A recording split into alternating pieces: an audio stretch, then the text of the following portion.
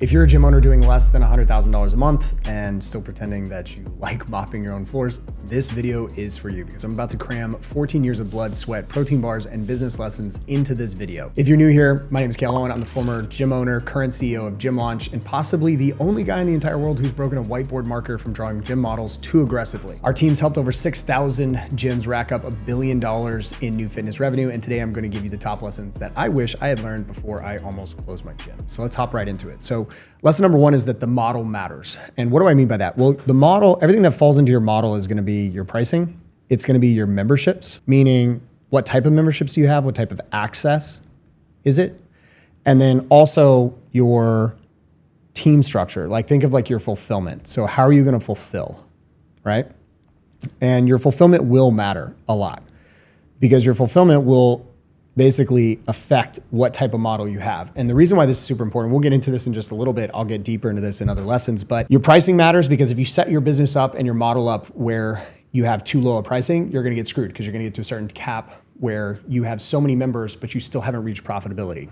Same thing with your memberships. If you set your memberships up where they're all unlimited, then you're gonna get to a point where you've capped your basically growth rate. So then the only way to be able to grow is you have to either cut the sessions, meaning, or cut their access to the facility, meaning you drop them from limited or unlimited to limited, or you move them to, you have to move to another location, which then has other costs and other problems. So number one, pricing. Number two is memberships, and basically how you set those memberships up is really important, and your fulfillment. So how are you going to fulfill? What model of training are you going to use? Are you going to use something like personal training, which then basically you're trading time for dollars, which across all services you are, but that will require, it's a higher ticket model and it will require great trainers, has usually low churn, but also harder to sell. Are you gonna do a health club where it's general access and it's pure volume and you gotta go volume, then add other upsells and cross sells? Are you gonna, but also a huge upfront cost typically to start a health club because of the equipment and everything else.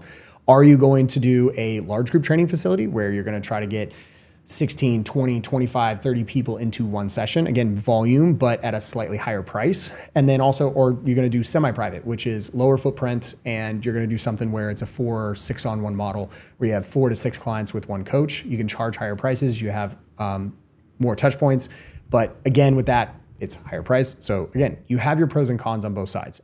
The key is like understanding, okay, what's my fulfillment, and then basing your pricing and your membership levers off of that. But there are very core, key, fundamental aspects of each one of these. But number one, if I could say anything about like, if you want to go into business or if you're a current gym owner, the key here is get your pricing right, get your memberships right, get your fulfillment right, and understand what you're really good at and focus on that one thing. Or maybe as you grow, you have the ability to now move into an adjacent thing, like an upgrade. Like if you do large group and you want to now offer semi-private, well, that's great, but just make sure that you have a really good core offering before you start moving on to the next thing. Okay, so that's lesson number one. Lesson number two is the wedding cake gym profit model. The problem that most gyms have is they don't understand that there are lots of different ways to be able to collect money from clients. It's not just one service offering. And if you have one service offering, that produces a huge risk to the business because you have one thing that you do. That's it. Now that's good when you start, and it's really good because you need to focus on getting really good at this one thing. But as you grow and you become better and better and more profitable, you create more revenue, you have more members, we need to start diversifying in the service offerings that we have, as well as we need to find other ways to be able to create more revenue per member. Because there's only 3 ways to grow a business. We can get more clients, we can keep them longer, or we can obviously make them worth more. Now, most gym owners typically focus on just getting more, and I'll get to the lessons on that in just a second. A lot of gym owners just focus on how do I keep my clients longer by focusing on their programming, focusing on all this stuff, which in reality doesn't actually work. We want to focus more on the community. I'll get to that in a little bit. And then the other side is basically making our clients worth more over time. And when we think about that, keeping clients longer increases the billing frequency that we have. So we charge them more times. When we think about making them worth more to us, we think about, okay, what are bolt-on or add-on things that we can do to increase their average revenue per month or ARM of our members? And the Wedding King Gym profit model basically lays this out in a really good way. So at the base level, first, real quick, basic understanding. When you think of a wedding cake, picture a wedding cake, you've got the kind of core cake piece. That's like when we think about that and I draw this wedding cake, on this wedding cake model, think of that core cake piece, that really delicious part that holds everything together. That is think of your reoccurring revenue on this. Then you have the icing. The icing, think of this as cash collected. So front end cash collected. So these all feed into each other, but cash collected on the front end helps drive and create cash flow. But the EFT, the reoccurring revenue, that's the stuff that creates a really strong business that can stand the test of time. So at the base layer, and I'm going to use a large group training facility for this, but there's also other different models that you can use on this. But when we think about this, at the base layer, we have at the bottom, it's probably going to disappear. There we go. At the bottom, you've got your front end offer, which could be anywhere between a 4-week to 12-week front end offer to bring people in. The reason why you want this is you want a front end defined program. You want to collect more cash up front. And you can collect anywhere between, I would say, $299 to upwards of $5,000 on the front for that front end package. Now, goal is you sell them and then you move into EFT. Now, for a large group training facility, the goal here is to get to 150 members at $49 a week. This is for large group. And we define large group as 16 or more in a session. So you can have 16 or more people in a session. All right. So once you get to there, you're making really good money. I'd have to pull out my calculator and that would make this whole video way longer, but you can do the math. So let's say every month you're signing up 10, 15 people on the front end, right? And then you're also adding it and you're stacking. So by the time you get to 150 EFTs, now we can start adding the next layer.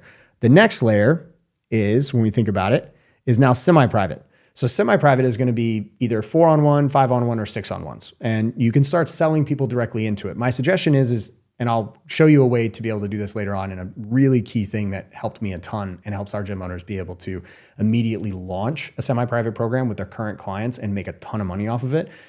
We call it the golden ticket upsell. But with this, you can start selling people into this. And again, same thing. You can do a 4-week to 12-week offer on the front end, but this time you can sell this for anywhere between $999 to, again, $5,000, depending on what you want to do. Or you can even go as high as 10, but most people do it for $5K. Okay. Then what happens is over time, you start adding more and more people. So, okay, let's say I get 75 EFTs at a price point of, let's just say $119 a week. Now, all of a sudden, I'm making a ton of revenue. Okay. So I've got this, I've pulled some people, but I'm still filling them into my large group. And when you think about the funnel is everyone starts coming in here, and then you can upsell them directly into, so they go here, they go into EFT. You have the opportunity now to either upsell them into a front end and then move over into this. You could also have people come directly in right here and move directly into this, which then creates a downsell opportunity if people want to leave semi-private and they want to go to large group.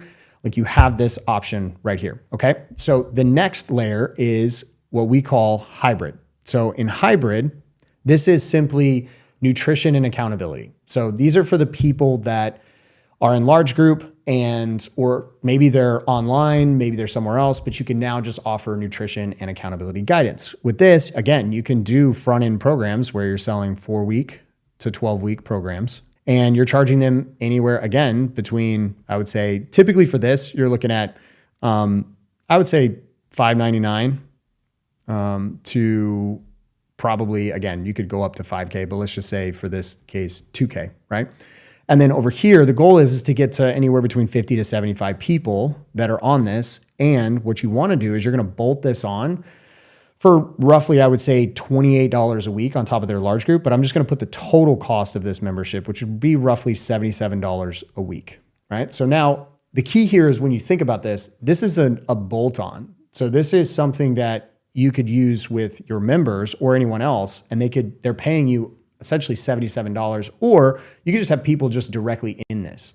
So you're not exactly stealing from other programs. What it's doing is bolting on, and it's a new price point. All right. So that's that. Now, the next layer that we look at, this is where we think about internal plays. Now, internal plays are really, really important. This is a chance for you periodically throughout the year to do paid internal plays. And these are, when we say internal plays, what we mean is usually it's a 4-week, maybe a 6-week internal challenge. And typically with this, you're not going to charge a ton. You're typically going to be somewhere in the $49 to, I would say at most $199, depending on what you're doing. But the goal here is like every quarter, you're getting 50% of your, basically I would say 50% of your client base to take part in this, right? And so with this, I'll put 50% of EFTs. What this does is it increases every quarter. If you're charging this amount and you're doing something paid, what you're doing is now you're increasing your average revenue per members because it adds up. This also has a beautiful effect on retention. As we get into retention, I'll break down retention. This also helps that a ton because now when you do that, you're also going to keep people longer. Okay. And so the last one, and this actually goes through the entire cake, and I'll show you how in just a second. This would be supplements. So on the supplement side, you're selling anywhere between 1 month to even 12-month packages and stacks for anywhere between $200 to $3,000 upfront. And then your goal here is to get anywhere between, I would say, 50 to 75% on subscribe and save. So I just call it subscribe and save, basically subscription. So you're selling 50 to 75% of EFTs on subscribe and save. Now, if you're doing this right, you're actually starting this layer up here. Let's call this layer number 5. This one's number 4, 2, or 3, 2, and 1, right? You're starting number 5 already down here because if you're doing it right, you've already got people coming in and you're bolting them on. And I'll walk through how you do this in just a second. But with this layer, this is how you get to 80 to, this is how you get to $80,000 to $100,000 a month with high margin if you do it right and you structure your model correctly, right? But if you use this for your pricing and you do this, it just stacks one on top of the other. And the reason why this is so important is because as you grow and as you scale, you are able to now add other services that can dip into other verticals or spending wallets that your clients have.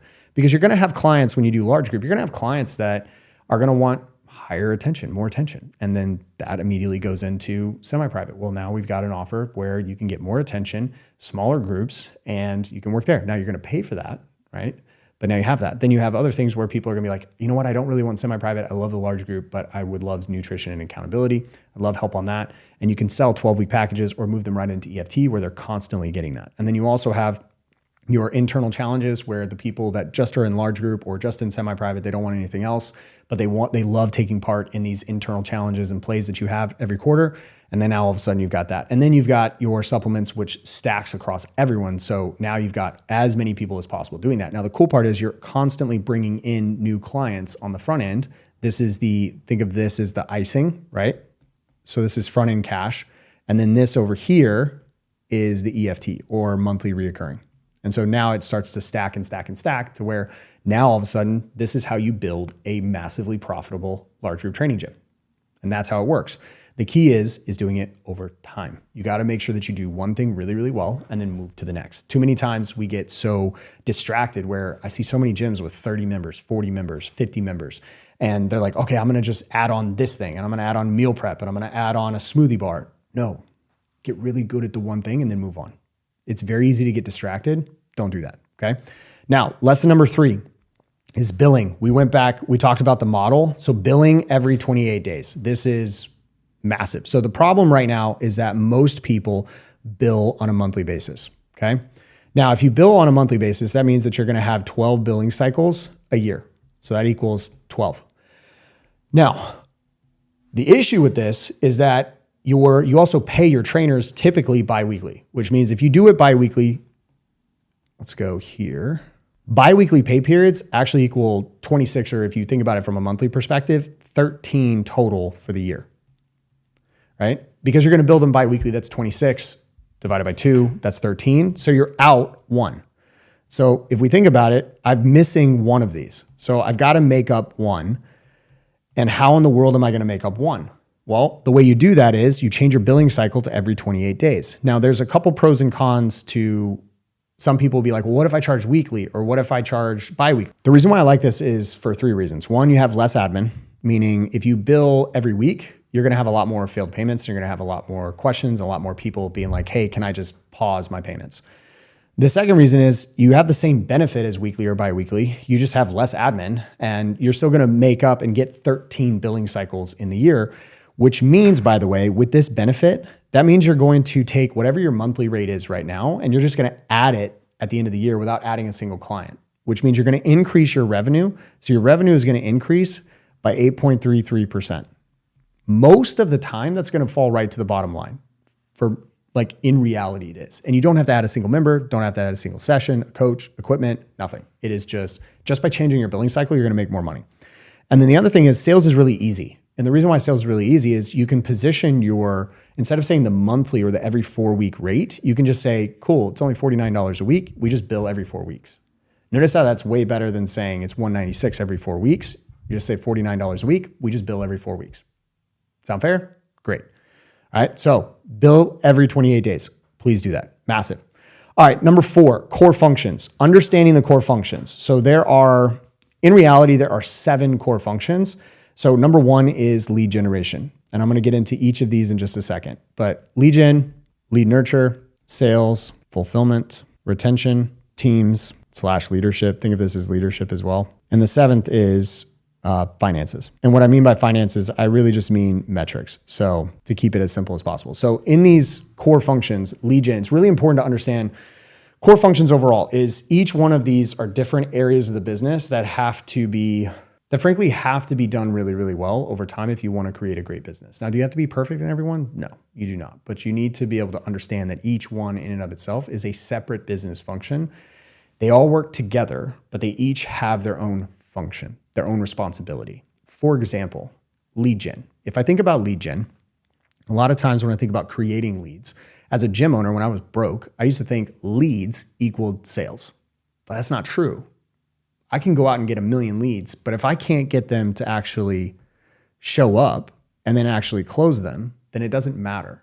And so none of these things matter unless, cool, I can get a bunch of leads, but then I have to make sure that I'm actually nurturing those leads and doing it the right way. And I'll walk you through what that means in just a little bit, but I need to actually get those people to show up. It's a separate business function that requires a separate skill set. Then there's sales. Once they show up, I could be great at getting a ton of people to show, but if I don't know how to sell and I don't have the framework to sell, which I'll show you in just a second, then I'm not going to be able to close people consistently. Or what if I do close people, but I can't close them at the rates that I need to?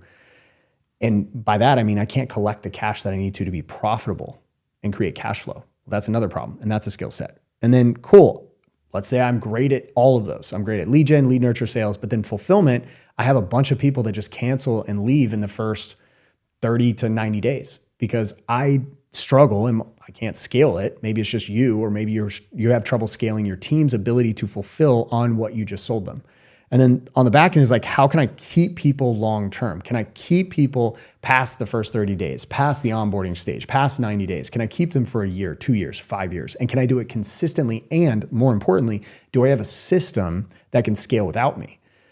Does all of this rely on me? Because that creates massive risk. And then as you begin to grow, do you have the ability and the skill set to create exceptional teams? Do you know how to hire? Do you know how to go out and attract top talent? Do you know how to interview them? Do you know how to train them, onboard them, pay them? Do you know all those things? And then do you know how to make sure as a leader what to look for?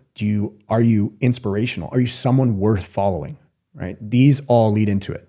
And then number 7 is obviously finances and metrics, and understanding your metrics and knowing that, hey, data is incredible. Data is neither negative or positive. It is just numbers. And it helps gives us a story of like, where are we at in the business? But it's the thing that drives the decision-making that we have. And do I know what my metrics are, my finances? Now, a quick little exercise that you can do is take all 7 of these and rate yourself in each one on a scale of 1 to 5. 1 being you have no idea what it is or how to do it. You have no skill set in it. You struggle with it. 5 is you are great at it.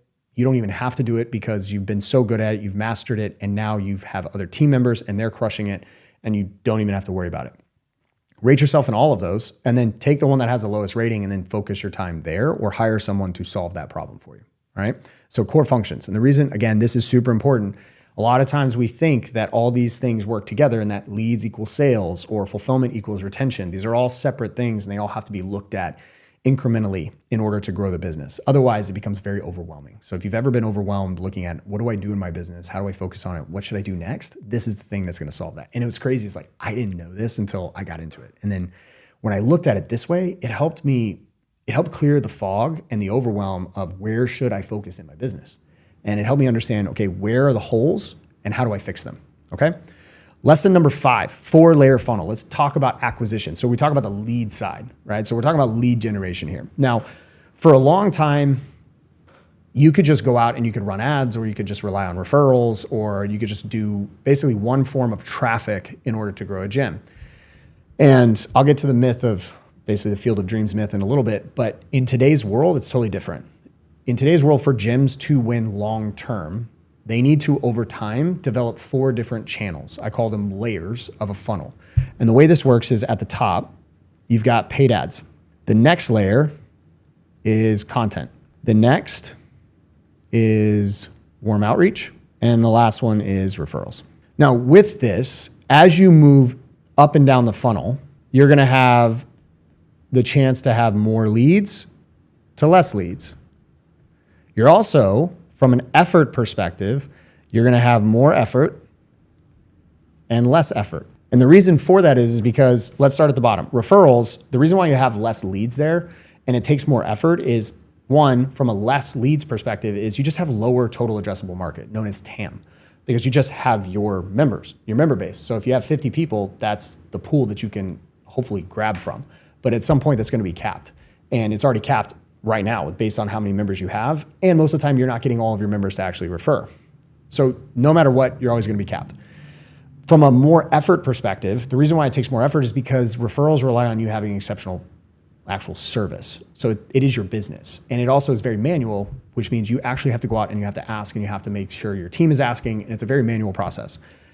Warm outreach, what warm outreach is reaching out to people and creating conversations that turn into booked appointments with people that you have the ability to reach out to. So that would include people that are liking and commenting on your ads and your content. Those are people that are new followers. Those are old leads. Those are old members. Those are Facebook groups that you can reach out to. These are all those people that you have the ability to do. People that even view your stories on Instagram or Facebook, you can reach out to them as well. That's warm outreach. Now, why do you have more leads here? Well, it's because your TAM, your total addressable market, increases. You have the chance to reach out to more people, create more conversations that then turn into cash. Why does it take slightly less effort? Well, it's because it's just one part and it doesn't rely on your entire business. And the key is it's still manual work. It still takes time, but man, it can absolutely smash. Like we have some members right now. We had a gym owner of ours that he has a 7-figure gym, runs traffic. He actually uses all of these. And there's a reason he's a 7-figure gym for a jiu-jitsu, martial arts, fitness facility. And he's in Cali. And in January, I believe he closed somewhere around 25 to 30 plus new agreements, like new members just for warm outreach. And then in February, I think he did like another 20 or so, or maybe it was 15. But like that's just one of his channels that he uses.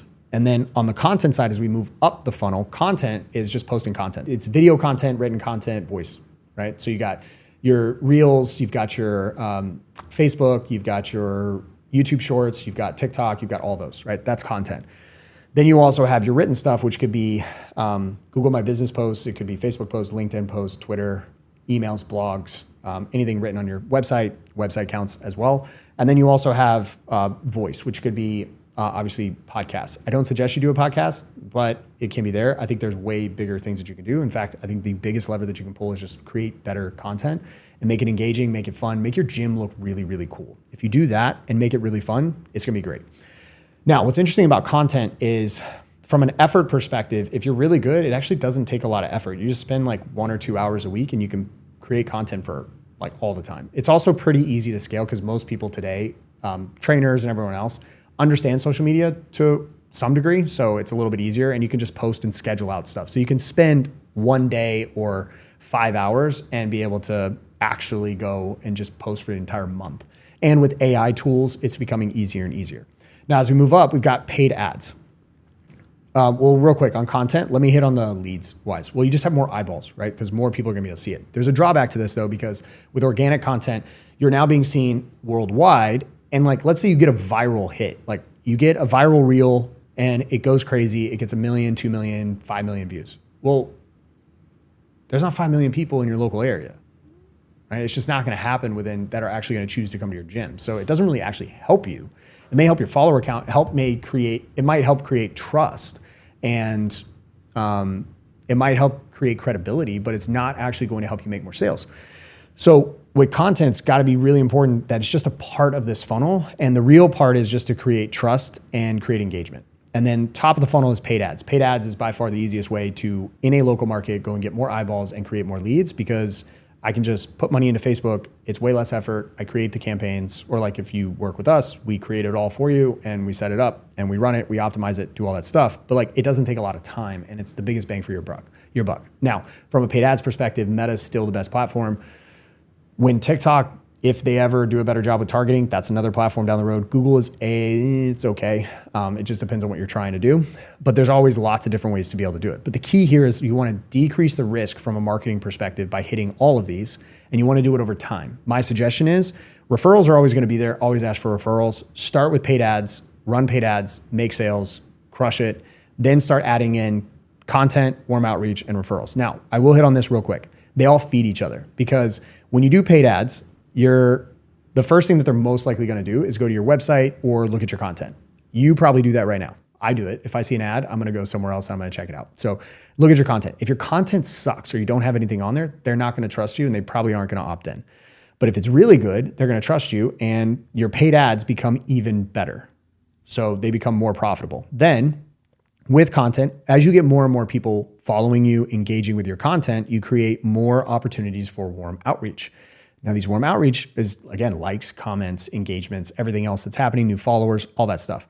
And then from there, these are leads, old lead lists, all that. That increases your warm outreach, which then, as you get more members, you get more referrals, which then continues to drive everything else. And that's why everything feeds. And when you have this working, this is the best way to go by far, because now you've got every single channel working. Key is like, it's got to be installed at the right time over the course of time. It can't be just done immediately the right way.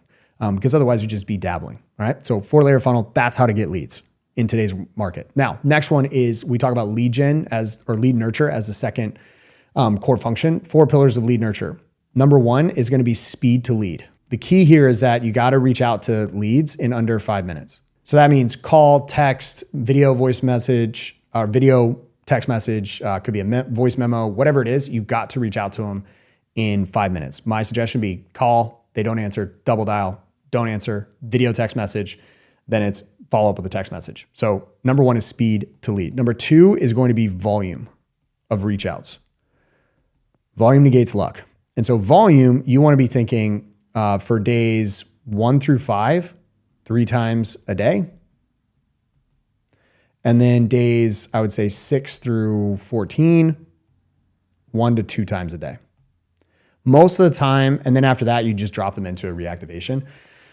This is super key. And this is obviously if they don't schedule. So anybody that schedules, they're going to go in. And so just so you know too, there's 2 types of leads that you could have. You have a self-schedule, and then you have no schedule, right? These are the 2 types of leads. So self-schedules, your entire goal with these is just to confirm. You want to confirm their appointment, and you want to follow up with them, ask more about them, and understand their goals and what they're trying to accomplish. With no schedule, then what you want to do is your entire goal here is just to set an appointment. That is it. Because what you want is you want to get them to here, because then all you do once you set it, you're just going to confirm it and continue to work them. Once you set an appointment, don't give up. Just keep working them. Volume, volume, volume. And it's always way more than you think. Way more than you think. I was just talking to a bunch of franchisees for a major franchise, and I was given the story of when I first started Gym Launch. Before I started Gym Launch, the most amount of leads I'd really ever gotten in a day was like 5. And then when I started ads, I got 30 in the very first 24 hours. And so I'm reaching out to them. I'm following the process that we teach. That's 90 reach outs in a day, right? Then the next day I get another 30. Okay, so now it just continues to scale. Then the next day I get 25. Then the next day I get 32. Then the next day I get 18. Then the next day I get 20, right? You can see it just keeps stacking. And so literally at one point I had 500 reach outs in a day. But that's what it requires. And by doing that, what's crazy, and this is, again, it blows my mind. It was a whirlwind. I don't even remember. And if you talk to any gym owner that's been with us and they've been overloaded with leads, it is a whirlwind. It's a lot of work. Lead nurture is the ditch digging of all the core functions. No one wants to do it, but it has to get done. And it's all reactive. And what's crazy is that paid off, because in 10 days, I was able to take a bunch of those leads, turn it into 75 sales and collect $37,500 in upfront cash. We're not talking contract value. That's upfront cash in 10 days. And so it pays off. It all comes down to volume. And I can tell you this, there is not a single $1 million gym out there or massively profitable gym that doesn't focus on lead nurture. Not a single one. All of the ones that are struggling, every gym that I've ever seen struggle, they don't focus on this. This isn't a big key, and they're not willing to test stuff. They assume that people are going to be adults and, keep their appointments. It's just not. We have to take the onus on us. Our prospects do not owe us anything. All right. So now number 3 is going to be personalization. So under personalization, you want to think about, okay, how can I personalize my lead nurture to them? Now there's a couple different ways you can do this. One is through the medium in which you're going to do it. So let's say they come in through DMs. Yes, you want to collect their email address and their phone number, but if you are already talking to them in DMs, keep talking to them in DMs. If it's text message and they reply via text message, do that. If it's on the phone, talk to them on the phone.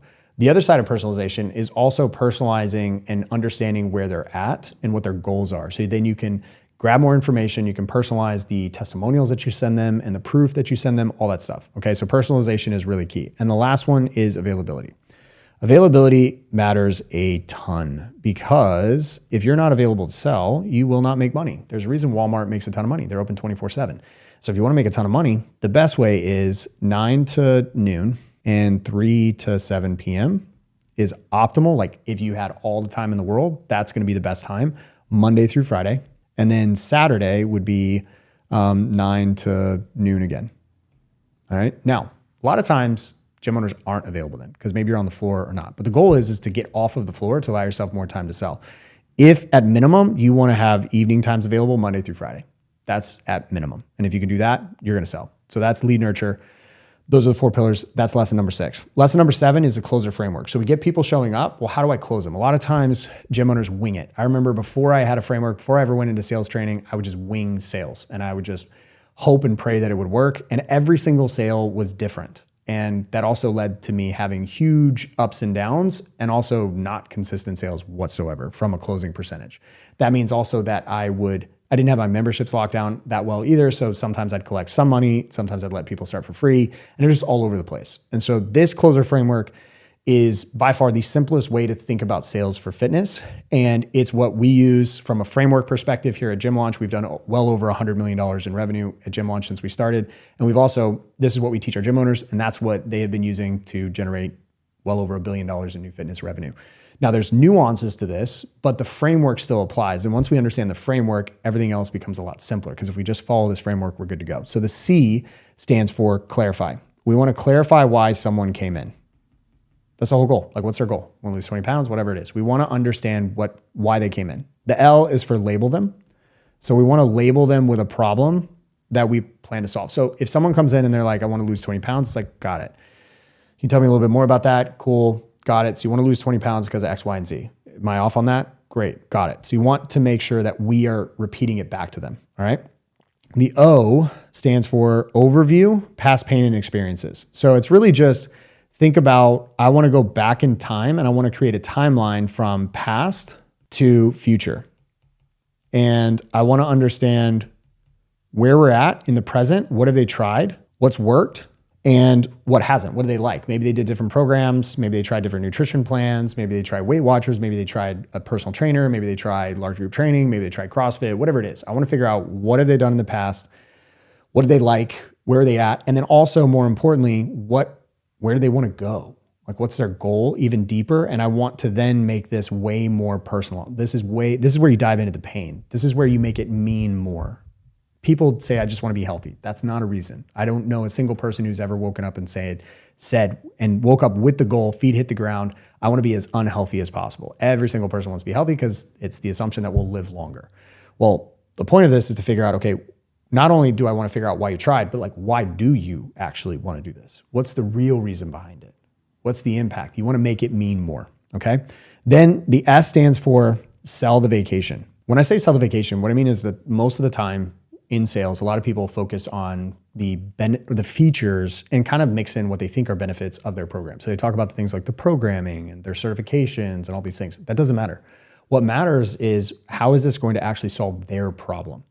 We talk about with our gym lords of like a dynamic presentation, meaning you got all their pain, you got what will make it mean more. You've got all these things of like, why are they here? What are we truly trying to solve? And then you adjust the presentation, the sell the vacation, to basically how it's going to solve their problem, whatever that is. And you want to sell a vacation. When you think about a vacation, if you went to a travel agent, which they don't have anymore, and you wanted to do that, it's like when you think about a vacation period, if you've ever gone on a flight and you're thinking, okay, I'm going to Hawaii, right? Or Jamaica. I've been to Jamaica a ton of times. It's close. I live in Florida, really easy to go. So we'll just choose Jamaica. Quick flight, all that stuff. But if I wanted to go, I've got to drive, I've got to pack, got to get everything together. I've got to make sure I have everything, got to make sure I have my passport, got to make sure everything is set. I got to make sure I have babysitters. I got to make sure I have my kids taken care of if I'm not taking them. Got to make sure my wife's all ready, gas in the car to get to the airport. I got to make sure all that stuff is good. Then I got to drive to the airport. And depending on which airport I go to, that's either an hour or 2 hours away, right? And then I got to find parking, and then I've got to walk in, then I've got to check my bags, then I got to go through security, and who knows how long that's going to go. Make sure you have TSA pre-check. But either way, I got to go through that. Then I got to sit at the gate and I got to wait, and then I got to hop on, and then I've got to sit on the flight, and then I got to get off. Then I got to go through customs, and I got to get to the resort or the hotel, wherever I'm staying, blah, blah, blah, blah, blah, blah, blah, blah, blah. No one cares. It's not fun. No one wants to think about that. What everyone wants to hear though is imagine you're sitting on the beach in Jamaica and you're sipping whatever their favorite drink is, right? And you're relaxing and enjoying. Imagine how enjoying your time, and you're relaxing and enjoying your time. Imagine what that's going to feel like in 3 months or 6 months. That's all they want. They want to know, how is this actually going to affect me? Okay. The next one is explain away concerns. So the E is explain away concerns. This simply means objection overcomes. So when people bring up smoke screens, which most of the time objections are, they're usually going to fall into, I need to think about it, right? So a time delay or stall. I need to talk to my spouse. So it's a decision maker issue, or it's a price. It's usually going to fall into those three things. And if you understand that, you can then be able to dissect, okay, how do I overcome each of these? Now, if you do your job right early on and you have the right process, you're going to go ahead and, preemptively overcome a lot of these beforehand. That's what good salespeople do. That takes training. But you explain away concerns, you make it all good, and then you close the deal. Now, it's really important to understand that sales doesn't start, or closing doesn't start, until after you say the price. Once you say the price, that's when closing happens. And if you say the price and you're not closing, you're not a closer. You're just talking to them, right? You're not actually selling anything. You got to close them. And closing happens once you actually say the price. And then once you close them, this is reinforce the sale. Reinforce the sale is a good way to just simply make sure that you remind them of they made the right choice. This could be a handwritten card. This could be a phone call from the owner. This could be a swag pack just to join the gym. Could be a gift, whatever it is. It's just reinforce the sale. All right. So closer framework, clarify why they're there, label them with a problem, overview past pain experiences. Where are they at now? Where do they want to go? Understand, make it mean more, find the pain. Don't move on until they say that they need help. That's a key thing. And then sell the vacation. Don't worry about like all the little nitty gritty stuff. Don't talk about your equipment. Don't talk about all that stuff. Talk about how it's going to help them, explain away any concerns, and then reinforce the sale. Do that. You're going to close more deals. Just keep it simple. If you want help with this, or you're not sure and you're struggling with sales, just a little tidbit, like we have all of these scripted out. We have everything for every type of gym already done with trainings, and we do daily sales training for our clients. So little plug there. Now, lesson number 8, always onboard. What do I mean by this? Most gyms typically will have some sort of onboarding idea, right? So like CrossFits will typically have some sort of onboard or kind of like this on-ramp program because they have more complex movements. And that's great. I think it's good. But the problem is a lot of times we're not talking about the things that are most important, which would be nutrition and the stuff that matters. Because if you want to transform someone's life, there's 3 things that have to happen in fitness. You got to have, or within a gym, in order to transform somebody's life. You got to have fitness, so you have the training aspect of it. You got to have nutrition, and you got to have accountability. And a lot of times gyms are just focusing on the one and maybe accountability. But if you have all 3, that's when you can make true lasting change in someone's life.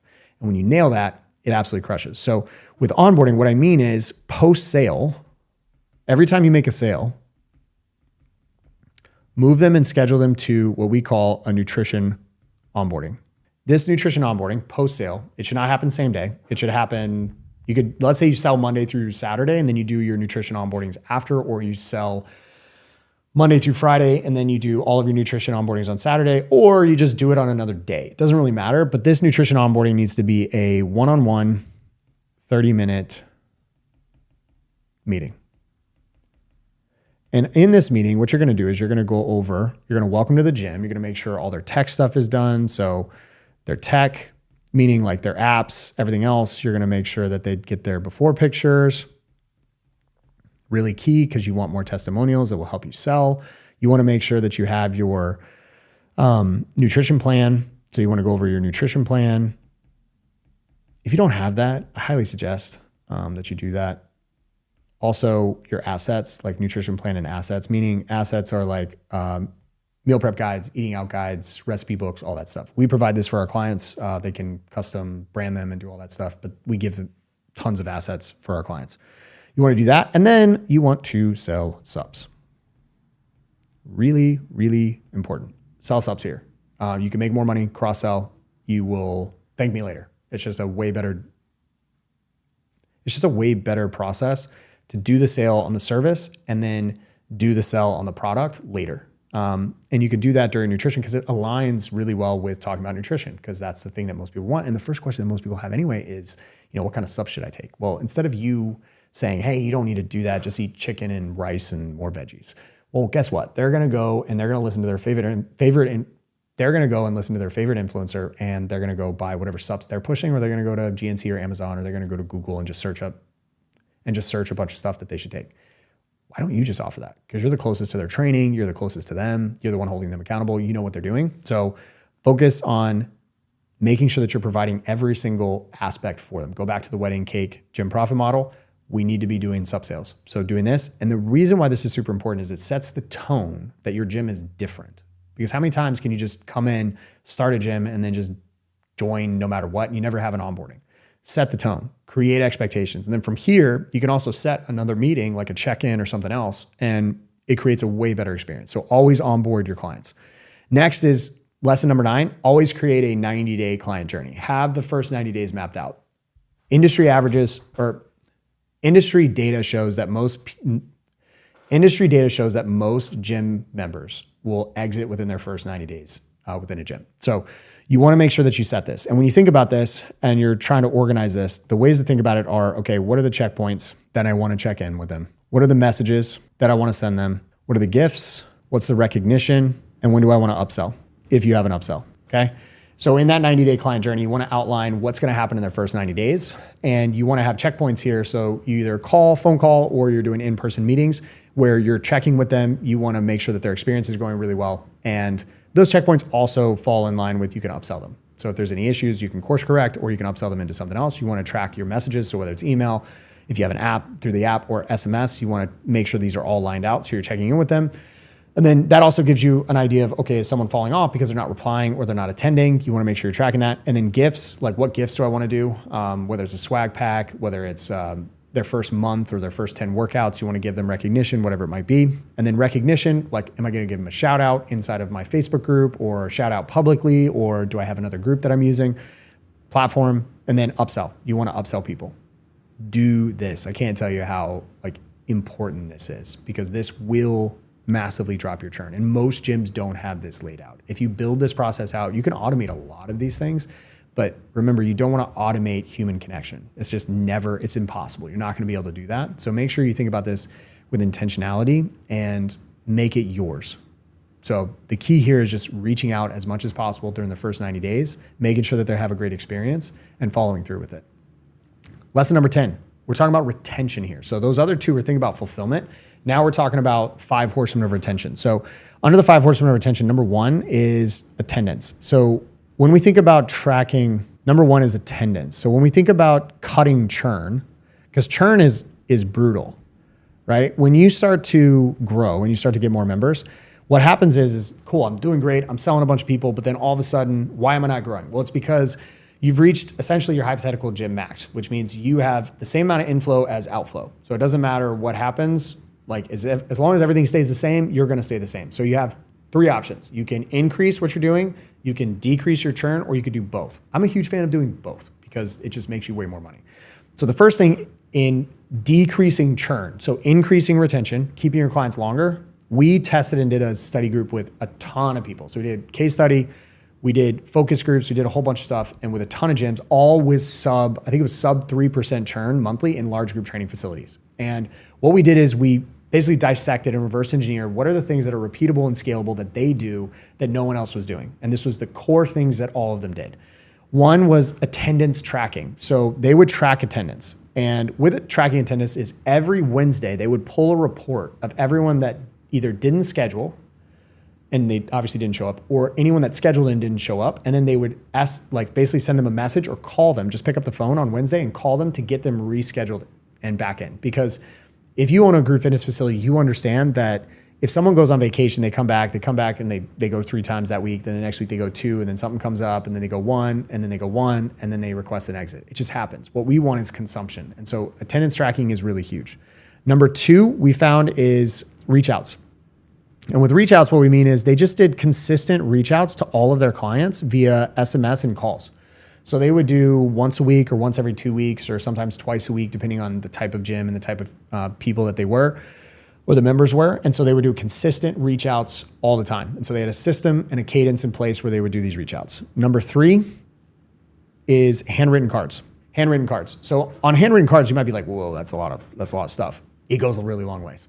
Getting a handwritten card is absolutely incredible. Now you can do this monthly, every other month, or you can do this quarterly. At minimum, do them quarterly, but they're a great way to recognize people, let them know that you're thinking about them. And also if you're having an event, you can also just, invite them to the event. And that goes into number 4, which is monthly events. The key here with monthly events is they don't always have to be in the gym.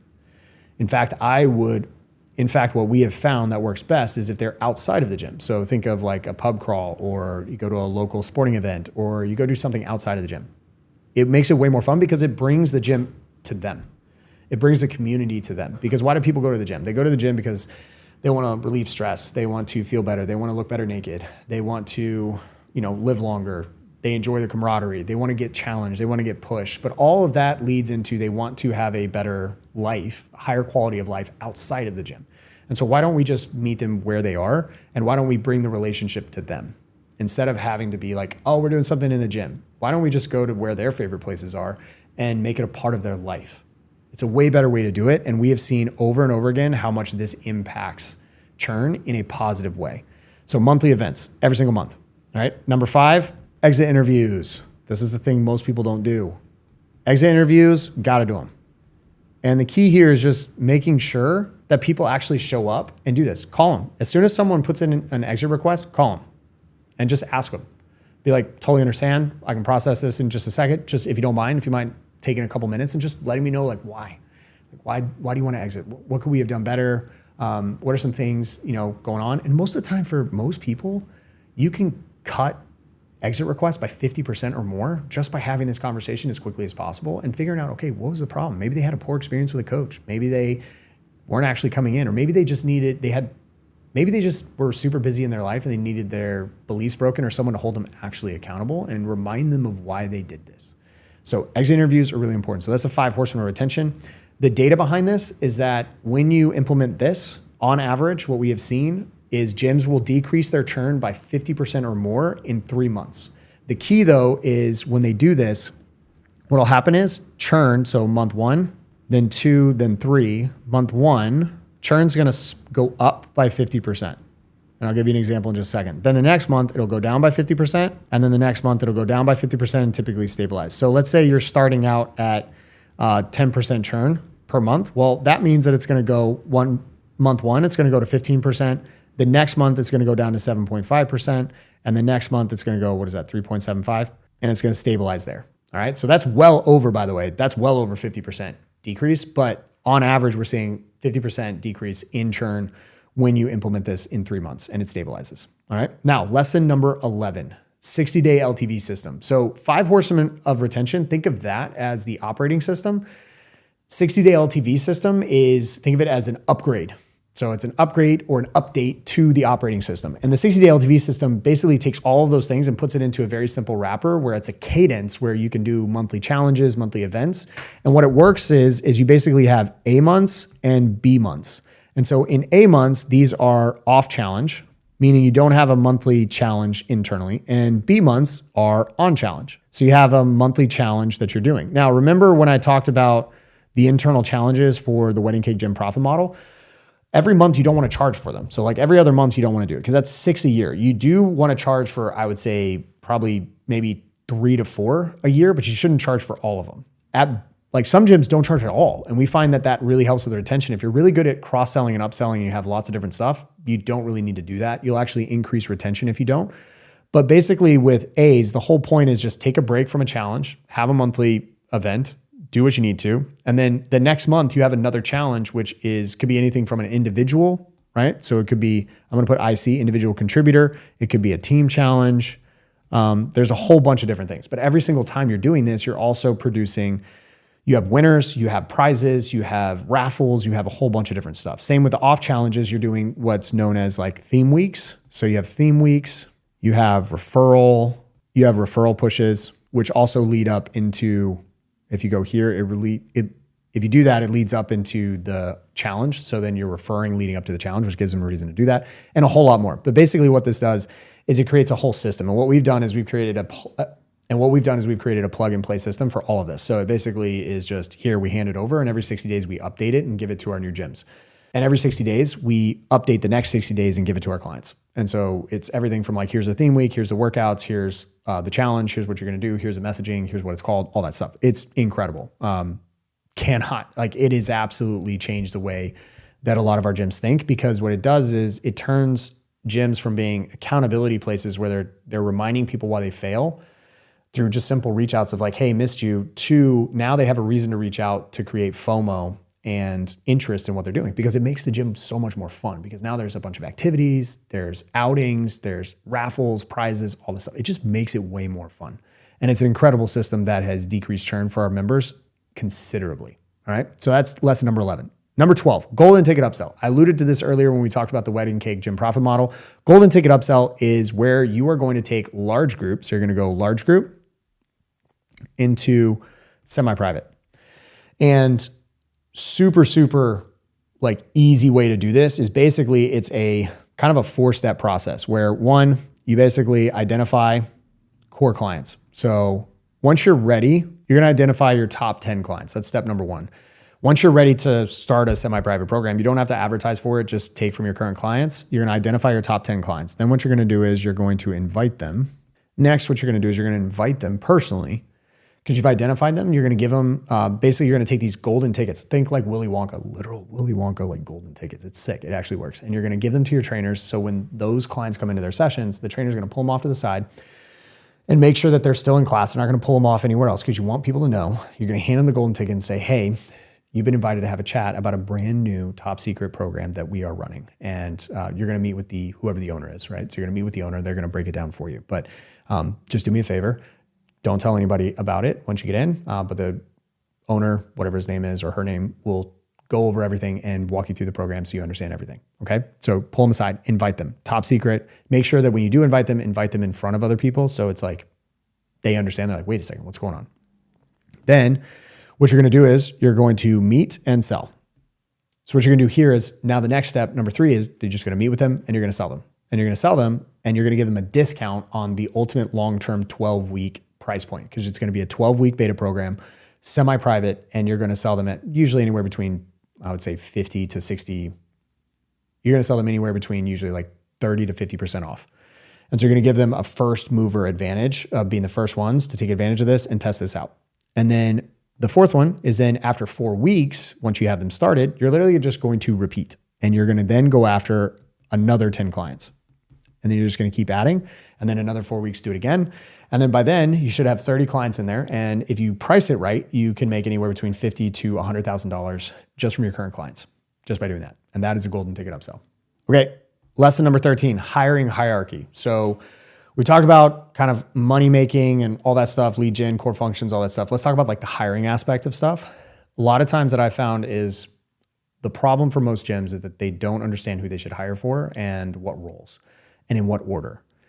Because I think a lot of times as gym owners, we want to be on the floor, we want to coach, and I get it. I love coaching too. This is my favorite part, but it didn't make me money at all. In fact, it's the lowest ROI of our time, because we as the gym owner have to be the builder. It's on us. It's our job to be the rainmaker, to go out and get leads, get sales, and grow the business. Otherwise, we don't have a business.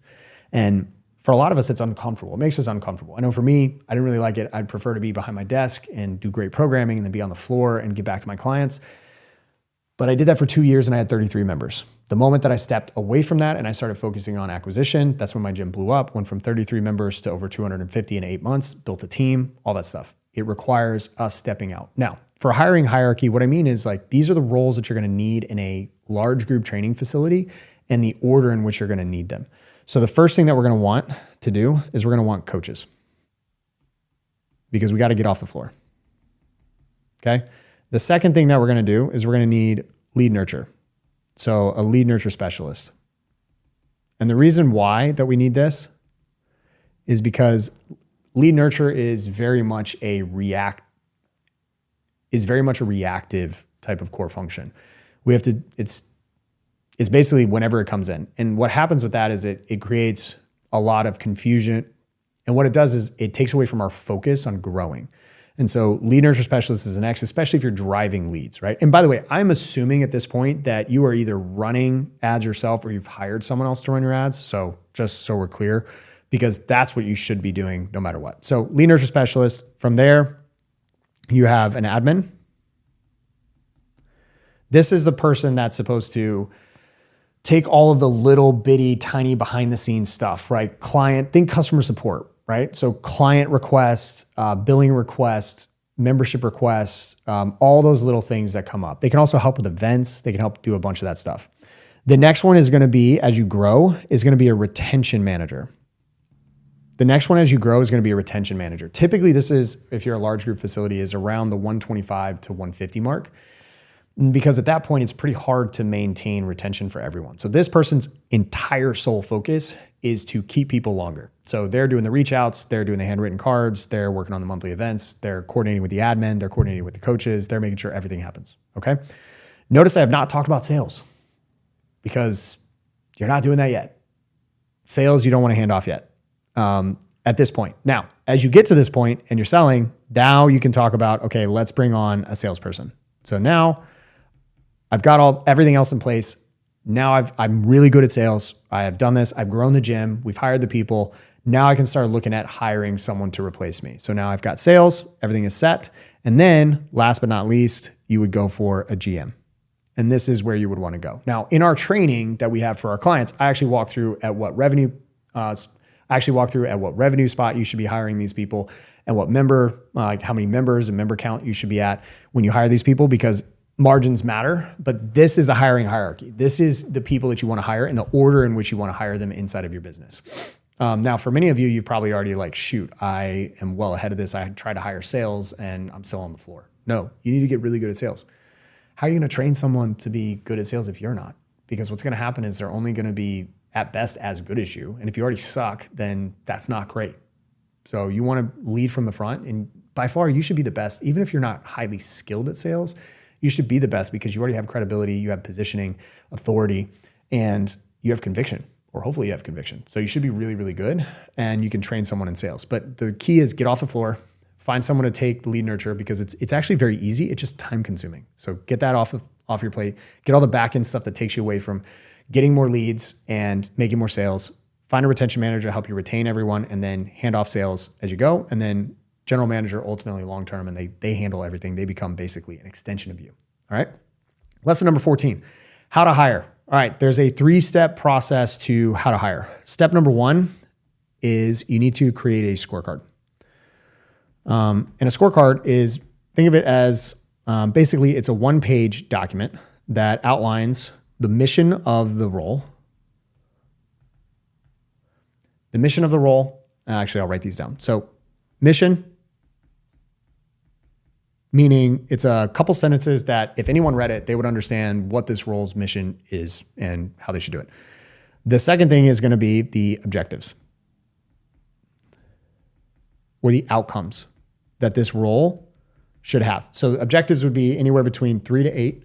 And these are literally objective. They're not subjective. These are clear yes, no's. So these are measurable. These are things that should happen. And this will tell them whether or not they're successful in their role. And if they get these things done, it should lead up to the ultimate overall organization being successful.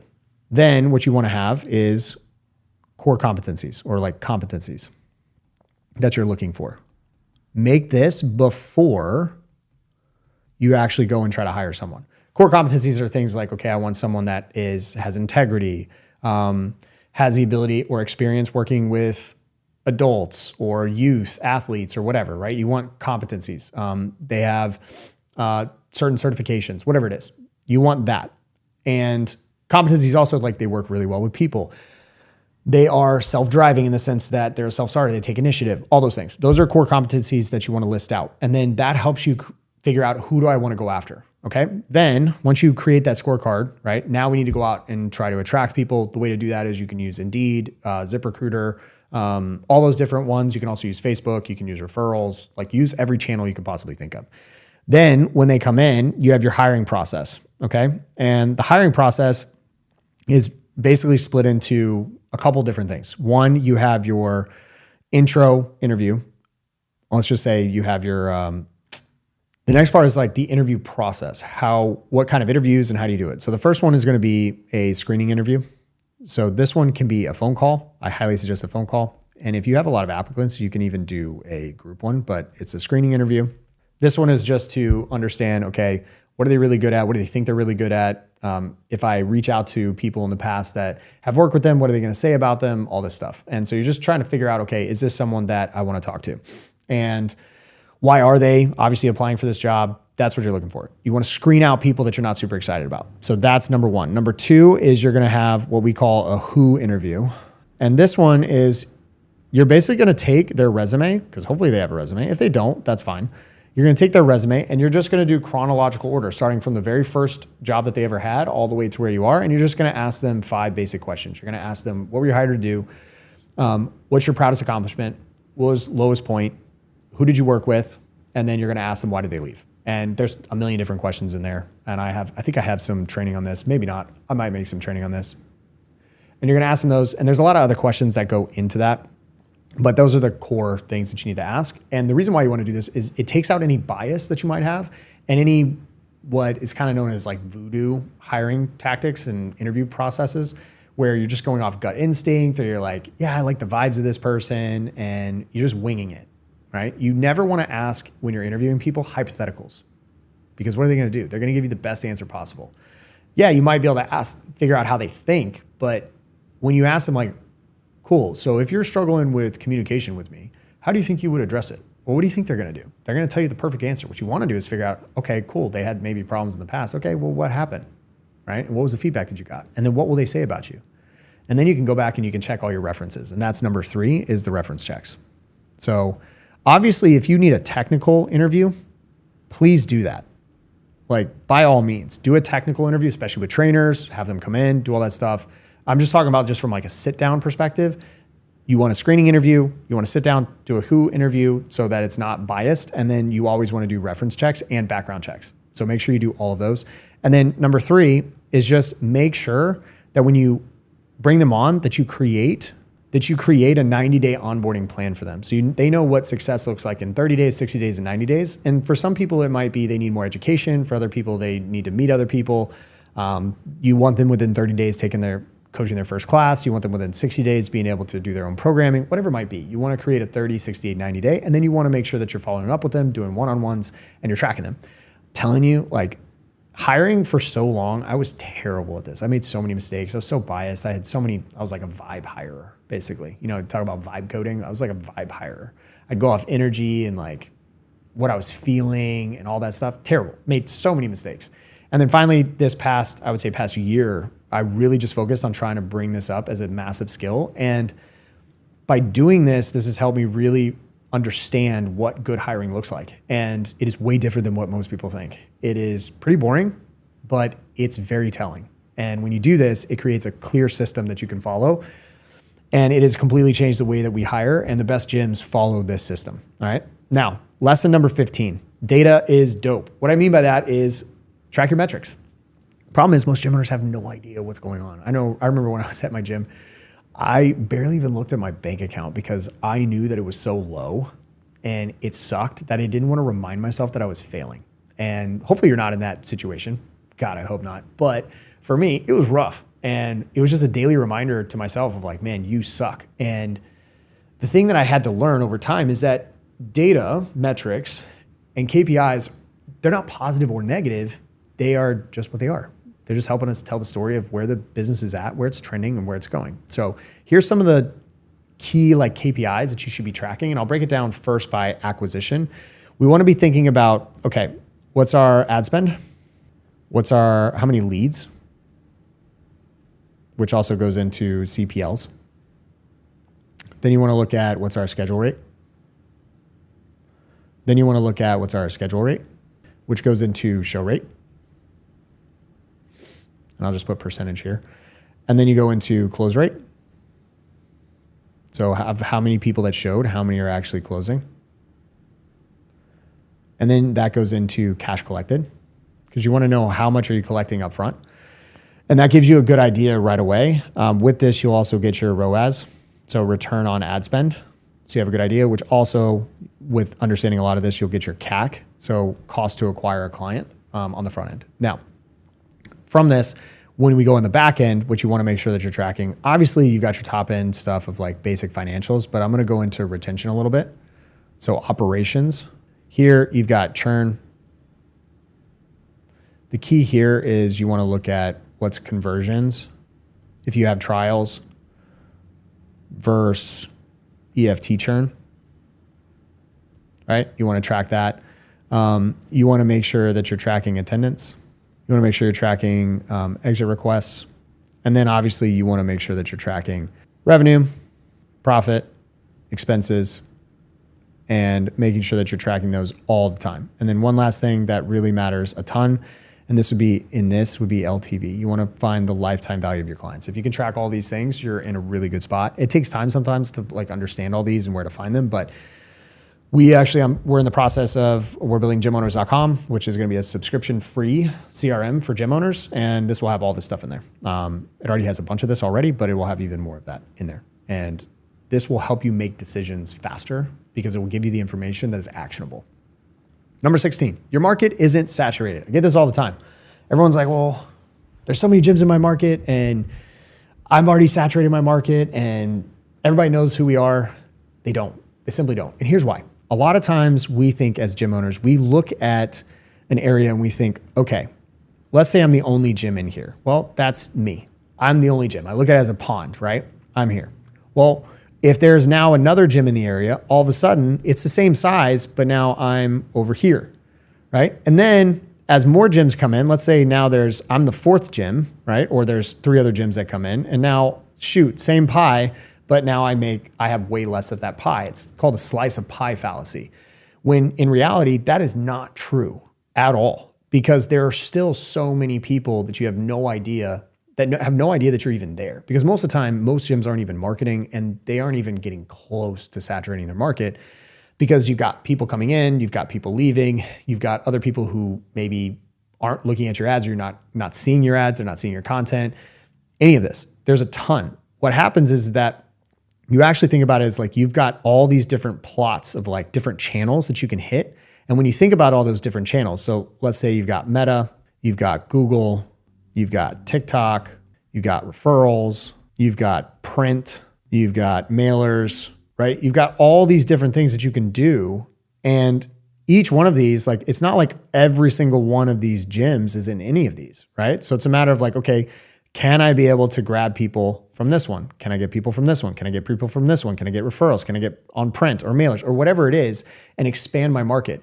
As an example, here at Gym Launch, we have spent literally millions of dollars advertising. And when we started cold outreach and cold calling gyms, 9 out of 10 gyms had never heard of us. To this day, there are tons of gyms that have never heard of Gym Launch. There's tons of people that have never heard of Alex Ramosi. I know, it baffles me. It's crazy. But we get biased because we live in our own little market and we think that everyone knows us because we only live and work with people that know us. But there are so many people in your market that have no idea. And so if you go in thinking, well, my market is saturated, it's not. Spend more, market more, do more. That's it. And the next thing is lesson number 17. Lesson number 17 is what is known as a pie equation. So the pie equation is, think of it as like, if you ever wondered and sat back, how big can my gym get? And what's the capacity from a member's perspective or revenue perspective of my gym? This one's really important because I think a lot of times as gym owners, we get super excited and literally pie in the sky of trying to figure out, man, if I just get to this point, it's going to be great. And we think that it's just going to happen a lot of times, or at least I did. Maybe I'm different than everyone else, but I was like, man, if I just get to 150 members at $150 a month, I'm going to be happy. And then I got there and we made more money per member. And then I was like, this is nowhere near what I need. And the key though is like, okay, what is possible based on my current numbers, based on how many new members I'm signing up and how many I'm losing? What's going to be my max? Like, where can I max out at with a member base? And the way it works is you basically just take your inflows divided by your outflows, and its outflow percentage equals your max. All right. So let's take an example. Let's say that you as a gym you sign up, and this will be the simplest way to do it. You sign up 10 new people per month and you have 10% churn. Okay. Well, the way to do that is we got to go 10 divided by 0.1, or you just make it easier, 0.10. You do that, you're going to see that you can have 100 member max. The reason is because when you get to 100 members, if you are signing up 10 people, and that's your max, by the way, if you are signing up 10 people per month and you're losing 10%, 10% of 100 is 10 people.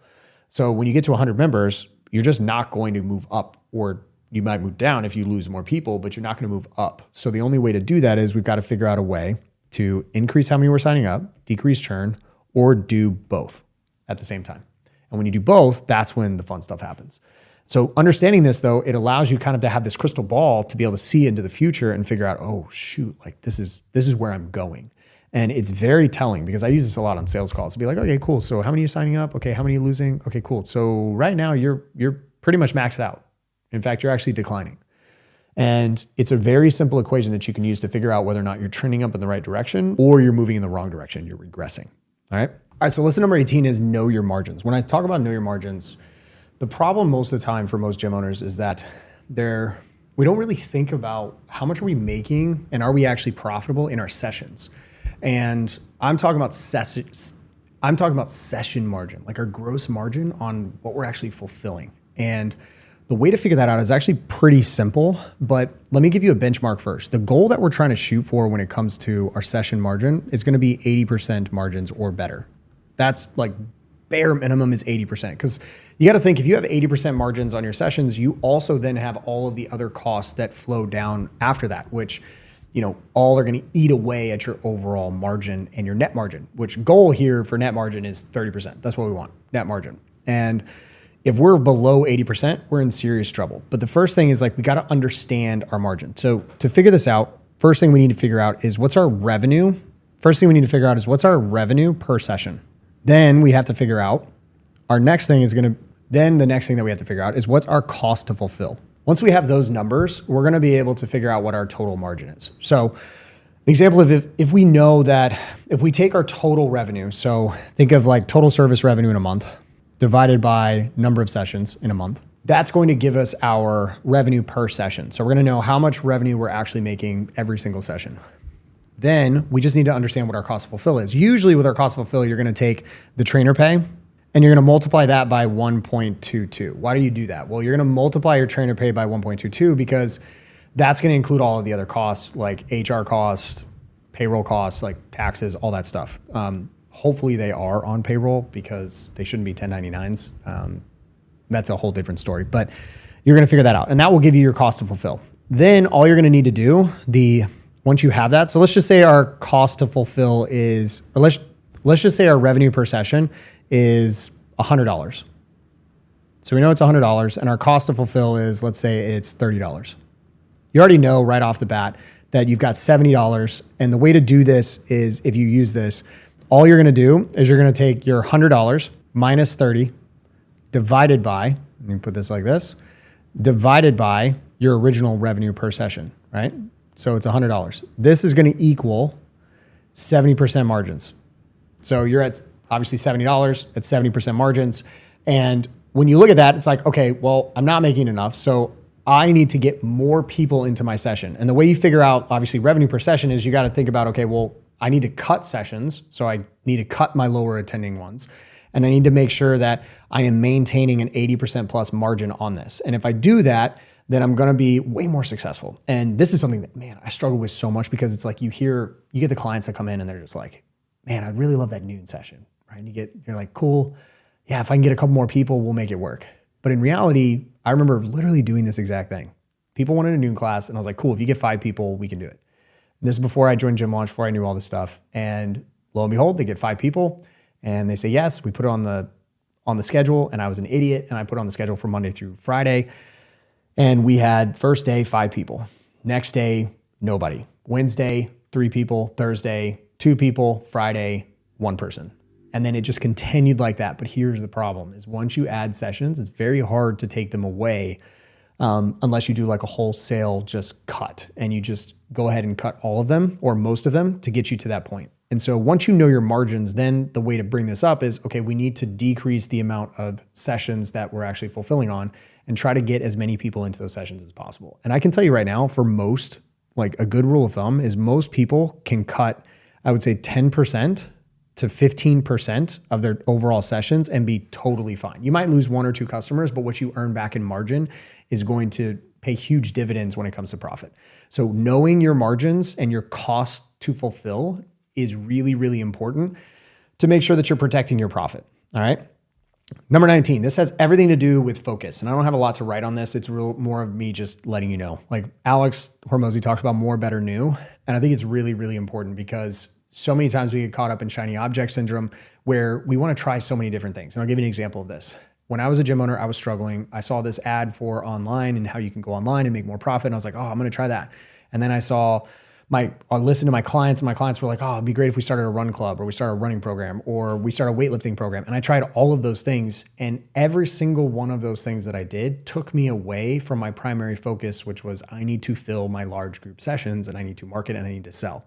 Did I make money in my online program? Sure. But all of it fed right back into my gym to keep my gym afloat.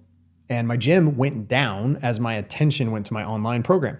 And it never works. It never works. And it's the same thing if you want to start a new location. So let's say you're doing $30,000, $35,000 a month and you're like, I'm going to go start another location. That's the best way to grow. It's not. Like it's not at all, because you still have to maintain your current one. And then you also have to put 100% attention on the next one. And unless you have an exceptional team and they are growing the gym without you there, that gym, the original gym, Gym A, is going to go down in revenue and profit. And while you're struggling to bring everything up, and what's going to happen is you have twice the headache because you have twice the locations, twice the staff, twice all the problems that come with it. And you have the exact same amount of revenue, or sometimes if it goes really bad, you have less. And it's never worth it until you have everything in place. You don't have to be at the gym and you're making profit, and you only have to spend basically 5 hours a month or 5 hours a week focusing on your business, not actually in it. So that's in regards to scaling. But the other side is it really just comes down to focus. So if you're making less than $30,000 a month, the primary focus is I need more members and I need more revenue. So I need to market more, get more leads, get more people to sign up, and I need to just be fully focused on that. So acquisition, acquisition, acquisition. It's the first three core functions of a business. It's lead generation, lead nurture, and sales. I got to get really, really good at that. And while your service has to be really, really good, you don't really have too much, or shouldn't have too much of a problem with churn, because you really don't have a ton of members. And so the goal is like, we need to get to that revenue mark. Now that's a combination of both front-end cash and EFT. Then as you grow, you get usually past that 30K mark, churn starts to rear its ugly head where you start to hit that ceiling. We talked about the hypothetical gym max, and now it becomes one of those issues where it's like, okay, I'm signing up a bunch of people, but then I'm losing a bunch. Well, now I need to focus and make sure that I create a better experience, and I need to improve that and scale it so it's not just me, because at some point it can't scale past me. So I need to be able to service that and drive growth on both sides of the business. I need to drive new front-end growth. I need to drive LTV by keeping people longer. So it's really, really important to do that. But the key is like, it's not always new. Most people will default to, I want to start with new first, and instead of actually digging deeper and doing more volume, right? Another example of this is, as a gym owner, I used to think when I would market, I'd be like, like my marketing, no one actually understands what they should want. Like I know what people want. I know what they need for fitness. And then when I'd get leads, it'd be like, these are low quality leads, simply because I didn't have the skill set of sales. I didn't know how to sell. And I thought it was basically I thought it was a leads problem or my marketing agency's problem that I hired in the past and all this stuff. When it came down to it is I just needed to train more. I needed to do more volume of sales training, and I needed more volume of sales in the trenches. And I just simply needed to be better. And a lot of times it's just do more. And when you start to get something that's working, the thing that will derail a business faster than anything else is once something starts working, to start trying to do something else. Just do more of that. That's it. Like we go back to the 4-layer funnel and you think about all those different channels. Once you get paid ads, cool. Why don't we just pump more money into that? And then at some point, okay, great. Now let's start posting content. Let's get really, really good at that. Let's post more, and then let's get our data and let's figure out how we can do it better. And let's just keep doing that. And then once we nail that, then it's like, okay, warm outreach. I've got all these people that are commenting, liking all this stuff. Why don't I just start doing a ton of volume there, figure out what works, grab the data, get better at it, and then just continue and continue and continue before I start something new. New is going to be the thing that keeps so many businesses from growing. And if you're watching this and you're stuck and you hit a ceiling, usually it's because you're working on the wrong stuff. And a lot of times it's because you're working on too many things. And, you don't fall. I think there's a quote basically is like, you don't rise to the level of your goals. You fall to the levels of your systems. But most people's system is just one thing. The key takeaway is always think, how can I do more of this? And then how can I do it better before I ever try something new? If you do that, I guarantee you're gonna be way ahead of everybody else, your competition. But it is by far one of the hardest things you can do. You're gonna have your team saying, hey, we should try this new thing. You're gonna have your clients saying this. You're gonna be watching stuff online. You're even watching this maybe, and you hear a bunch of stuff that you're like, oh, I gotta try all those things. Well, if something is working, just do more of it. You don't have to do new, right? Keep doing it, make it better. And then once you have it dialed in, then go to the next thing. Lesson number 20 is volume negates luck. I don't really have anything as well on this one to write down, but I do want to tell you straight up, it's always going to be way more work than what you think. Always, always. Volume negates luck. And it is an unreasonable amount of work that it takes to be successful. I just had a conversation with some franchisees, and in that conversation, I talked about this, and it is when it gets down to it, like you're going to have to do what it takes, not your best effort. A lot of times we're like, man, I tried my best. And we talk about it in culture all the time, right? We tell our kids, it's like, just do your best, like try your best and everything will work out. But in the real world, that's not actually what happens. I could try as hard as I possibly want, but it doesn't matter if my effort isn't enough to actually make progress in the business. And as a gym owner, I worked so much for 2 years and I only had 33 members to show for it. I worked a ton. No one could question my effort and my volume of like effort or my intensity. The issue is like, I was working on all the wrong stuff, but once you have the right stuff, you have to work twice, 3, 5 times, 10 times as hard on the right stuff in order to win long-term. And so that's why it's really key to make sure that one, we're moving in the right direction, that we have the right strategy, we have the right tactics, and we know what we should be working on. And then once you do that, it's taking that work ethic that every gym owner has inside of them and then just pointing that in the right direction and doing way more than they think possible. Lead Nurture is that perfect example of just pure volume and violence of work. And then it's same thing with sales training. If I'm going to train, instead of just thinking about my sales appointments as my reps, right? And that's my training, I need to spend an hour a day training. I need to say my script out loud. I need to go over objection overcomes out loud. I need to listen to game tape review. I need to practice so that I am ready for the game. Because my background, I played baseball from 8 to 23. That was all I wanted to do. Played a little bit professionally, but all I remember is like watching the best players in the game. And I got a chance to watch some of literally the best. And every single one of them would go out. They would get a bunch of ground balls if they're an infielder every day. They'd hit a bunch of balls off a tee, bunch of baseballs every day, 100 or so. Then they would get live BP. They would do their workout. They would throw. They would do a whole bunch of stuff because it's a high skill sport and requires a lot of things to practice. And similar to golf, similar to other sports. But like, that's what it takes. I mean, it was hours and hours of training. I remember playing in the Gulf Coast League in the Phillies organization, and our games were at noon in the middle of the summer in Florida with literally, like, it just felt like 100% humidity. And it's 90 something degrees, sun's beating down on you, games at noon, hottest part of the day. Sometimes those games would go till like 5 o'clock. I don't know why, we played slow. But we would show up, we'd have to be in the clubhouse by 8. I would get there by 5, do my workout, hit, practice, get my own stuff ready.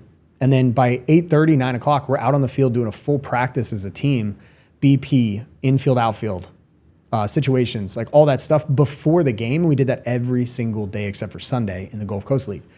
And that was just a little bit of it. And I remember staying afterwards wanting ground balls and wanting to work, and others staying afterwards wanting ground balls, fly balls, extra work, working out, all that stuff. And that's what it takes to win, no matter what. And the way to never have to worry about whether or not you need to wait on, or you're hoping for luck or hoping for something to happen, is to just work your way out of it, by far.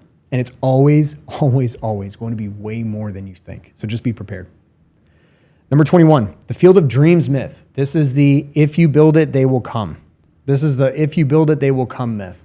Where if you start a gym because you're like, I'm very passionate about fitness and I know what I'm doing and there's going to be other people once I start my gym, I'll make a few posts and I'll get a bunch of members. I did this. Thousands of gym owners do this. They don't have a plan. They don't have a way to market. They don't have a way to get in front of people. And then their gym slowly starts to stop. Their gym stops growing. Their gym stops growing. They stop making money. Churn increases. And all of a sudden they're just stagnating, stuck in the same spot. And they're wondering what is going on. Well, it's because they didn't go in with a plan. And man, I wish I knew this well before. I wish I had a clear marketing plan. I wish I had the 4-layer funnel. I wish I had gym launch from the start. It would have absolutely smashed. But the key here is to make sure that you go in knowing that you have to market. You can buy all the equipment in the world. You can have a beautiful spot. But if you do not let people know where you are and who you are and what you do and how you can solve their problems, you could be the best trainer, best programming, best equipment in the world. It won't matter. You'll go out of business and you'll be broke. And perfect example of this is really funny. I used to take so much pride in programming. First gym I was a part of, I was a partner in, and we used to talk about programming and training, and we were just, we were those elite trainers that focus on performance and all this stuff. And there was a gym in the same area that we were in, like the same shopping center. And I remember walking by their gym and I remember seeing a bunch of cars out there, and I remember seeing people outside running, and I remember walking by the back door and it was full of gym members, and this gym owner's driving a jacked up Jeep and our gym is empty. No one's there. But here I am saying that my programming's better, our workouts are better, we get people better results. But at the end of the day, we were losing. It wasn't true. These were all made up. These were lies that we told ourselves to make ourselves feel better. Because at the end of the day, the market had decided that we weren't that good. And a lot of it is because we didn't market. No one knew. And so no one even had a chance to understand how good we were and what we could do. And if you understand that and you go in, never assume that people know who you are. Never assume that you've ever come close to saturating a market, because it's not going to be possible. And never assume that your brand is going to carry you. This goes in hand with, if you're going to start something new inside the gym, like a new program, market it and make it a big deal. Let people know about it. You'd be shocked at how many things happen where you'd be shocked at how many gyms have an established brand, but then they open another location and it flops because they assume that people know who they are, what they do, and what they're about. And never make that assumption. Always make sure you go in with a plan, and always focus on acquisition first, no matter what. Lesson number 22, be intolerant. In a world today, in a culture today that tells us to be tolerant of everyone, I am talking about your standards. Be intolerant for anything less than excellence. What you tolerate is what you're going to get. And you get what you tolerate. That is it. And I remember listening to Layla Hormozi tell me that. You get what you tolerate. And if you tolerate anything less than excellence, that's what you're going to get. If you tolerate trainers being okay and not being exceptional, you're going to get okay, mediocre sessions. If you tolerate people being late, they're going to be late. If you tolerate people talking back or being disrespectful, you're going to get that. If you tolerate salespeople skipping corners, not asking for the sale, not clarifying why people are there, not overviewing the past pain and experiences and not going through it, you're going to get that. If you tolerate people that are doing lead nurture and they are like, you know what, I just don't really feel like it, I'll get back to them via email, you're going to get low show rates and low schedule rates, and you're going to make less money. It's so important to make sure that you are the one that holds the standard, and you have to hold that standard so high, and you have to set clear expectations for every single person, including yourself, and you can't back down. Never back down. Because no matter what, it's going to be up to you, and it's going to be your fault if you win or if you lose. Doesn't matter, right? It's on you. And it's totally up to you as being the person that's the leader to set the tone and set the stage. So be intolerant. I made so many mistakes as a leader of, trying to be the nice guy, trying to be the person that everyone liked, trying to be the person, that would be close to people and help them. And I quickly realized that that is the fastest way to losing. The fastest way. As soon as I started setting clear expectations, holding people to it, and firing people that didn't after coaching them and helping them, and when I finally started letting people go, it is amazing how fast it's amazing how fast production moves up within a company and within a gym when you start to fire the low performers. You hear about it all the time. It's like fire the low performers. But so many times they just don't. We just don't. You hold on to them because you were friends with them or they've been with you for a while, but the impact on your business is insane. So have a low level of tolerance for yourself and for your staff and hold to it. Lesson 23. This is the perfect day. So how do we think about setting up that day? So I've gone through, we've talked about acquisition, we've talked about leadership, talked about all this stuff. Biggest thing is focus. Like, where does my time go? Because where your focus goes, that's where your growth is going to go. And you can either grow in debt, grow in expenses, you can grow in not making a profit, or you can grow in memberships, revenue, and profit. Either one, right? And how you set your time up every single day is really, really important. So I'm going to structure this a little bit from a broad perspective, and then you can kind of figure this out on your own. The main thing is I break it up into kind of 3 different stages. You've got morning, middle of the day, and then evening. And so if I'm a gym owner and I'm in the gym all the time and my goal is to grow the gym, this is how my day would be set up. 1 is, let's say, so let's go morning.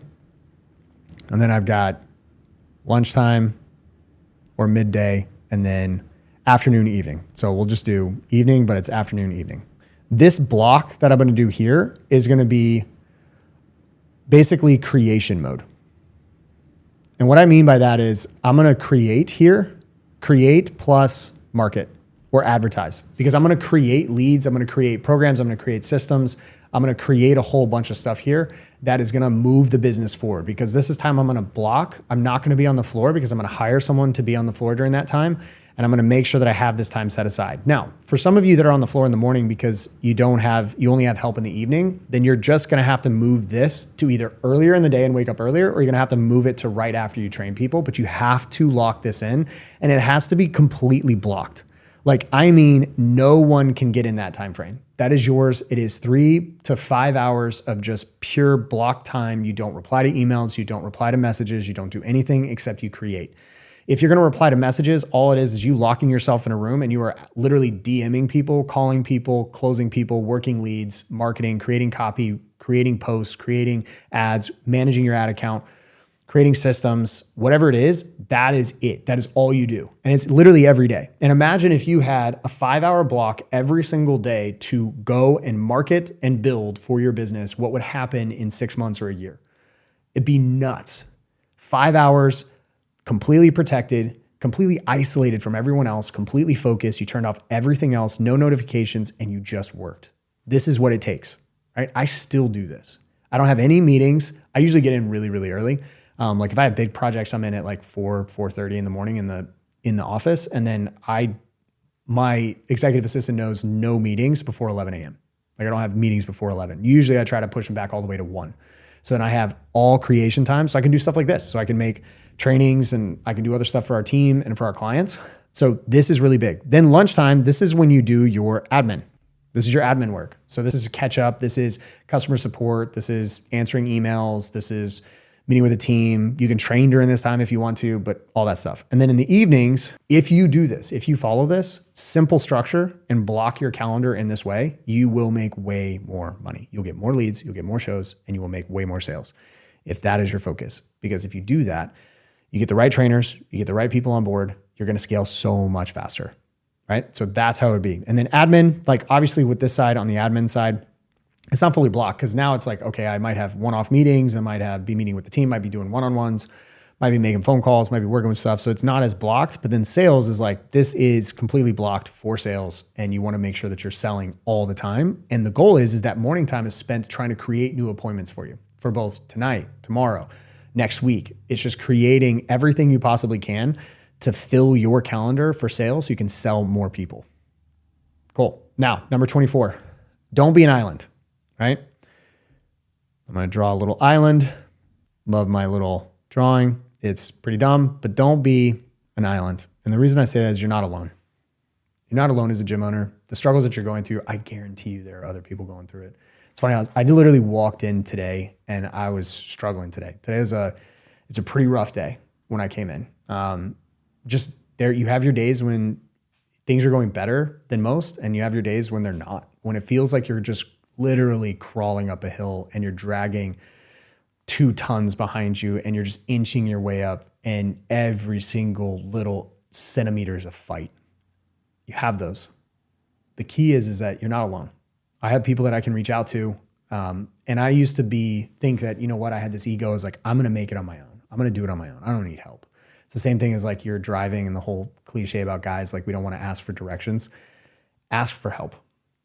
Ask for help. Reach out to other people. Talk to other gym owners. Talk to other business owners.